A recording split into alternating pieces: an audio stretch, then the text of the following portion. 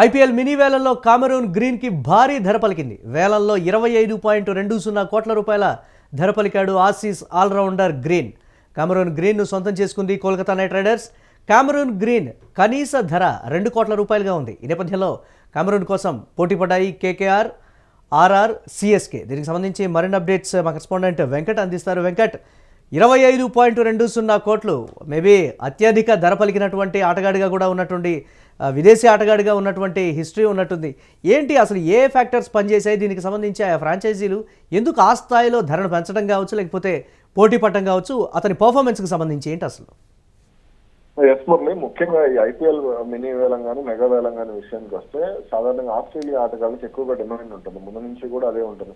Mitchell Starc కానీ లేదా Pat Cummins కానీ ఇలా కొంతమంది ఆటగాళ్ళకు, అలాగే గ్లెన్ మ్యాక్స్వెల్ ఇలా మరికొంత అలా ఆల్రౌండర్లు అలా కొంత బౌలింగ్ చేయగలిగి కొంత బ్యాటింగ్ చేయగలిగే వాళ్ళ విషయంలో ఎక్కువగా ఆస్ట్రేలియన్ సంబంధించి ఎక్కువగా ఫోకస్ పెడుతూ ఉంటారు. ఈ నేపథ్యంలోనే ముందు నుంచి కూడా ఆడమ్ గిల్క్రిస్ట్ కానీ లేదా షేన్ వాన్ కానీ ఇలా రికీ పాంటింగ్ ఇలా కొంతమంది ఆటగాళ్ళకి సంబంధించి భారీగానే బిడ్లు వేసిన పరిస్థితి ఉండేది. ఇప్పుడు కూడా అదే కంటిన్యూ అవుతుంది. తాజాగా Australia all rounder medium pace bowling అలాగే బ్యాట్స్మెన్ కూడా. అయితే ఈ ఏడాది మాత్రం అతను స్పెషలిస్ట్ బ్యాట్స్మెన్ గానే రీఛార్జ్ చేసుకున్నటువంటి పరిస్థితి ఉంది. కానీ కొంతకాలంగా మాత్రం అతను ఫామ్ లో లేడు. దీంతో కొంతకాలం టెస్ట్ జట్లో కూడా ఫామ్ కోల్పోయిన పరిస్థితి ఉంది.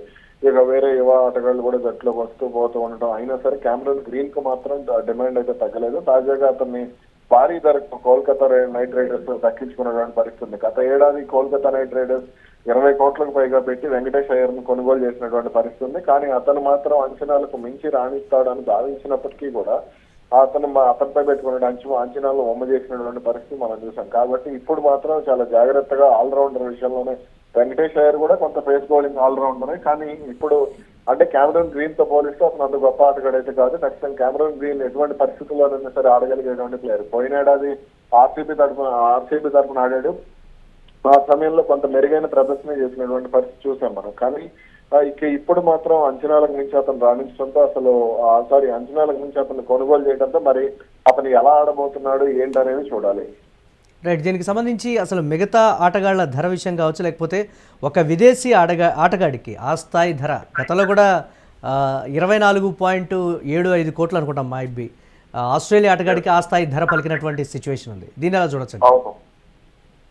సారీ, రిషబ్ పంత్కి అంత ఎక్కువ ధర పలకడం జరిగింది. విదేశీ ఆటగాళ్ల జాబితా, విదేశీ ఆటగాళ్ళకి సంబంధించి విదేశీ ఆటగాళ్ళ జాబితాకి వస్తే చాలా మంది గతంలో మిచెల్ స్టార్క్ ఇలా కొంతమంది మిచెల్ స్టార్క్ కానీ ప్యాట్ కమిన్స్ కానీ వీళ్ళు ఎక్కువ పరికారు. ఈసారి మాత్రం కొత్త ఎక్కువ కామరూన్ గ్రీన్ దే డామినేషన్ నడుస్తుంది. కానీ మొన్న మెగా వేలంలో మాత్రం మిచెల్ స్టార్క్ అలాగే అంటే గత ఏడాది జరిగినటువంటి మెగా వేలంలో మిచెల్ స్టార్క్ తో పాటుగా అలాగే ప్యాట్ కమిన్స్ ధరలు కూడా కొంత తగ్గాయి. అయితే అతన్ని కేకేఆర్ వదులుకుంది కాబట్టి ఢిల్లీకి వెళ్ళడం జరిగింది ఎవరైనా మిచెల్ స్టార్క్. ఇక ఇప్పుడు మాత్రం కొంత కామరూన్ గ్రీన్ పైన ఎక్కువగా ఫ్రాంచైజీలు అన్ని కూడా పోటీ పడినటువంటి పరిస్థితి ఉంది. ఈ నేపథ్యంలోనే కొంత అతనికి సంబంధించి ఎక్కువ ధర కూడా పలికిందని చెప్పుకోవచ్చు. ఇక మన ఆటగాళ్ల విషయానికి వస్తే రవి బిష్ణోయ్, లెగ్ స్పిన్నర్ రవి బిష్ణోయ్కి రాజస్థాన్ రాయల్స్ దాదాపు 7 కోట్ల వరకు ఖర్చు పెట్టినటువంటి పరిస్థితి మనం చూసాం. అదేవిధంగా మరికొంతమంది అఖిల్ హసన్ బంగ్లాదేశీ ఆటగాడు, అతన్ని కూడా భారీ ధరకే చెన్నై కొనుగోలు చేసింది. అలాగే మరికొంతమంది యువ ఆటగాళ్ళు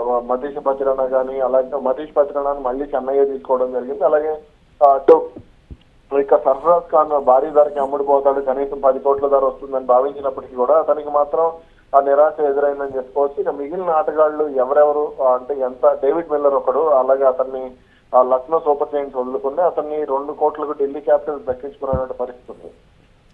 రైట్, ఐపీఎల్లో కొన్ని విమర్శలు ఉన్నాయి. ఎవరినైతే అత్యధిక ధర పెట్టి ఫ్రాంచైజీలు కొనుగోలు చేస్తాయో వాళ్ళు నెక్స్ట్ డిసప్పాయింట్ అవుతారు వాళ్ళ పర్ఫార్మెన్స్ విషయంలో అనేటువంటి విమర్శలు కూడా ఉన్నాయి కదా. ఇప్పుడు ఈ స్థాయి ధర పెట్టి కొనుగోలు చేయడానికి సంబంధించి మనం ఎలా చూడొచ్చు అంటారు?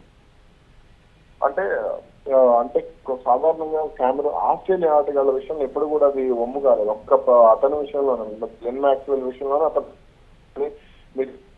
ప్యాట్ కమిన్స్ భారీ ధరకి కొనుగోలు వాళ్ళిద్దరు కూడా మంచి ప్రదర్శన చేశారు. మొన్న లాస్ట్ ఇయర్ చూసుకుంటే అతను మిచెల్ స్టార్క్ చాలా అద్భుతంగా బౌలింగ్ చేశాడు. Pat Cummins Hyderabad captain. Glenn Maxwell మాత్రం ఆస్ట్రేలియాలో నిరాశపరిచినటువంటి పరిస్థితి ఉంది. లాస్ట్ ఇయర్ కామరూన్ గ్రీన్ కూడా రాయల్ ఛాలెంజర్స్ బెంగళూరు కాగా ఆ సమయంలో కూడా అతను మంచి ప్రదర్శన చేశాడు. కాకపోతే కొంత ఒత్తిడి కూడా ఉంటుంది వాళ్ళ విషయంలో అనేది కూడా మనం వింటూనే ఉంటాం. అయితే కొన్నిసార్లు ఎక్కువ ధర పెట్టి కొనుగోలు చేసినటువంటి ఆటగాళ్లకు తుది చోటు దక్కడం కూడా కష్టంగానే ఉంటుంది. ఒకసారి మనం చూస్తే కర్ణాటకకు సంబంధించి కృష్ణప్ప గౌతమ్ను దాదాపుగా 14 కోట్లు పెట్టి ఒకసారి కొనుగోలు చేశారు. కానీ అతను ఒక్క మ్యాచ్ కూడా ఆడినటువంటి పరిస్థితి లేదు. కాకపోతే వాళ్ళ మీద అంచనాలు భారీగా ఉండడంతో ఒత్తిడి కూడా వాళ్ళ మీద అదే విధంగా ఉంటుంది. Yes right, thanks for updates Venkat. ఇక ఐపీఎల్ మినీ వేళల్లో కామరూన్ గ్రీన్కి భారీ ధర అయితే పలికినటువంటి బ్రేకింగ్ న్యూస్ యూటీవీ స్క్రీన్ మీద ఎక్స్క్లూజివ్గా చూస్తున్నాం. వేలంలో 25.20 కోట్ల రూపాయల ధర పలికాడు Aussies allrounder Cameron Green. Cameron గ్రీన్ను సొంతం చేసుకుంది కోల్కతా నైట్ రైడర్స్. ఇక గ్రీన్ కనీస ధర 2 కోట్ల రూపాయలుగా మినీ వేలంలో మొదట స్టార్ట్ అయింది. ఇక గ్రీన్ కోసం అయితే పోటీ పడ్డాయి KKR, RR and CSK teams.